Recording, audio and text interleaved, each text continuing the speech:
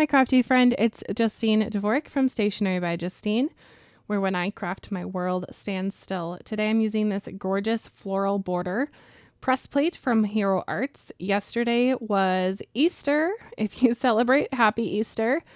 Today's Easter Monday, and was release day yesterday on the 20th for Hero Arts. So we have new products to show. I'm so excited. Thank you to Hero Arts for sending me this press plate. I do have the new release from Hero Arts linked down below. I will have this video today and a few more coming this week. I'm loving the new styles that Hero Arts has out, and it's just making me very inspired. So I made a few videos. I hope you enjoy. If you do, go ahead and hit the like button and subscribe for more videos. If Hero Arts in general brought you here over to my channel, welcome. And if you have been a subscriber of mine for a while and you haven't checked out Hero Arts, what you waiting for? Today's the day. All right, I'm going to press out 2 of these today.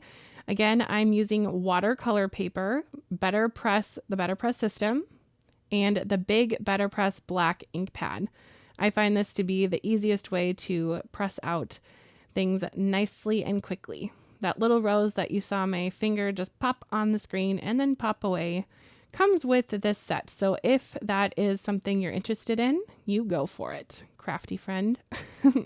On this card today and both of my cards, I am just using the border. And then I'm going to pair it with a great stamp set from Hero Arts as well. I am running these 2 presses through my platinum, which is my 8.5 inch platinum.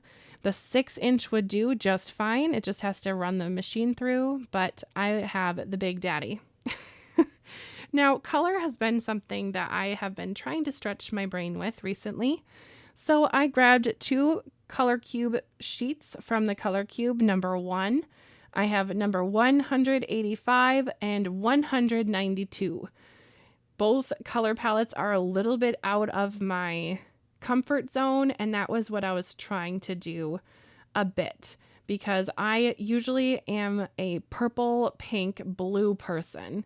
And with the pops of green and red on the 185 card and with the beachy tones on the 192 palette, they are out of my comfort zone, but they're so cool that I just am glad that I tried this out, because I know what these cards look like at the end of this video now that I'm doing a voiceover, and they look super cute. So I'm glad that I tried something new, and the color cube definitely helped me out. So if you want to grab the color cube, I will have that linked below as well. I'm going in with dry watercolor pencils from Tim Holtz and Distress, and just coloring on my paper, which is also dry. So this is a dry on dry technique at the moment. These look great as they are, even without adding water. I think that these would be great as they are. You don't even need to add water, but when you add water, it activates the material in the color and it makes it look so vibrant. So I'm super excited to show you how that looks. So with the flowers, I'm doing a light color and then putting in the dark on top. And then for the leaves, I'm going to do the opposite with a dark color and a light color on top. And you can see the different look that provides. But basically just building some shadow here. And this press plate has some lines on the flowers, and it does a little bit of the shadowing for me, which is always so nice because I don't have to think about it at all, which makes it easier to think about other things for crafting. So I'll just finish adding this. This was the Tattered Rose, and the other one was Dried Marigold. Now I'm going in with Lucky Clover, and I will be adding Salvage Patina on top of these leaves here.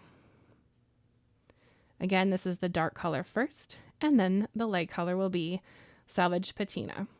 From the color card, that white in the middle will just act as my background. Now, you might have watercolor paper at home and think to yourself, how is your watercolor paper so white? Mine is cream.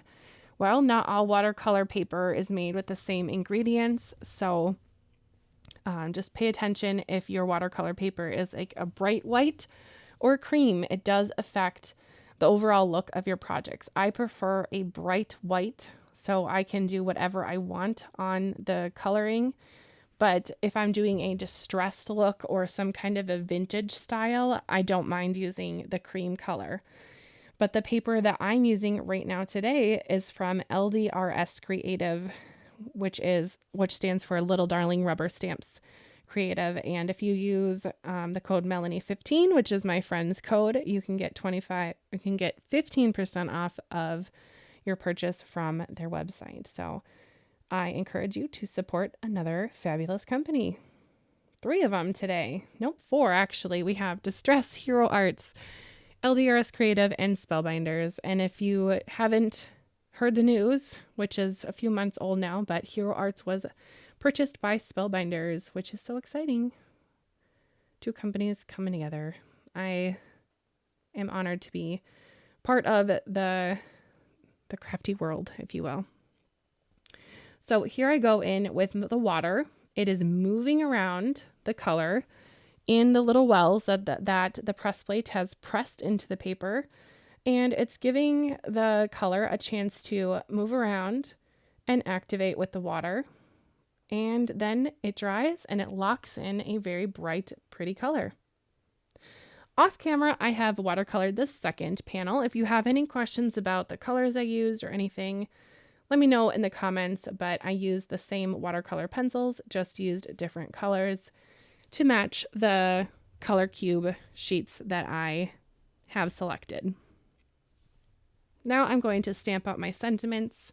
Anytime I stamp out sentiments and want a white text, I like to use my heat gun and do some heat embossing.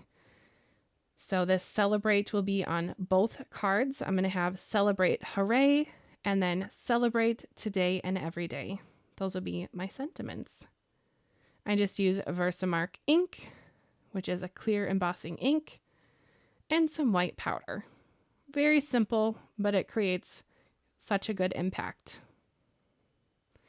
Then I'm just going to melt that powder for all 4 of my sentiments. Everything looks much better, I think, with white text and a darker background. Then I'm going to just trim up my sentiment with my mini trimmer so it's all set. Then I took some foam and I'm popping it up. If you have a favorite card so far, let me know in the comments. I think my favorite has to be the neutral style color card on the right, which is surprising because going into this project, that card was the one that was more intimidating for me personally because it is not a color palette that I typically go for. So I'm glad that I stretched my artsy brain a little bit today. And the press plate really was a great way to use my color cubes because it basically is an open canvas. You can make flowers and leaves whatever color you want. It doesn't have to be realistic. And I think that I love the look of that one. But this one that I'm holding right now with the lime green and red and purple flowers is super cute as well. Now I'm taking teeny tiny little pearls and putting them in the big flowers. And I put 3 little pearls in each flower. Let's get a close-up look at that. Sometimes I will do that with embellishments just to give extra interest to projects, but I think that this one turned out very nicely and I'm happy with the result. Now I'll glue up the other card and ta-da, it will be done in seconds. There it is, all done. I popped on some larger gemmy style gems onto this one with 3 different gems. One is a little bit chunky. I love a chunky gem. But how do you think I did with the color cubes and the press plates? Let me know your thoughts in the comments. Have you ever used these 2 color cube colorways? I'm curious, which we know that is code for nosy. I'm nosy.